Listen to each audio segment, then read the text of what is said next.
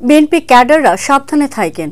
আওয়ামী লীগের মতো কর্মকাণ্ড করলে তারা পালানোর সময় পাইছে, আপনারা তাও পাবেন না বলে মন্তব্য করেছেন বিএনপি চেয়ারপারসনের উপদেষ্টা বীর মুক্তিযোদ্ধা মনিরুল হক চৌধুরী। শনিবার সন্ধ্যায় কুমিল্লার লালমাই উপজেলার ভুলইন দক্ষিণ ইউনিয়নের ৬ নং ওয়ার্ড বিএনপি আয়োজিত জনসভায় প্রধান অতিথির বক্তব্যে এসব কথা বলেন তিনি। মনিরুল হক চৌধুরী বলেন, আমার নেতা কর্মীরা কে কি করেন আমার কাছে সব রিপোর্ট আসে। যদি কারো বিরুদ্ধে অনিয়মের প্রমাণ পাই তাহলে ঢাকা থেকে চিঠি দিয়ে বহিষ্কার করিয়ে দেব। আমার খারাপ লাগে যখন দেখি আইজিপি সাহেবকে বেঁধে নিয়ে যায়।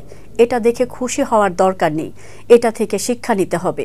তিনি আরো বলেন, লোটাস কামালের মতো বিরাট নেতা যার বাড়িতে কোটি কোটি টাকা ছিল, টাকা ছাড়া যিনি কিছুই বুঝতেন না, এখন টাকা কোথায় জানি না, তবে উনি দেশে নাই।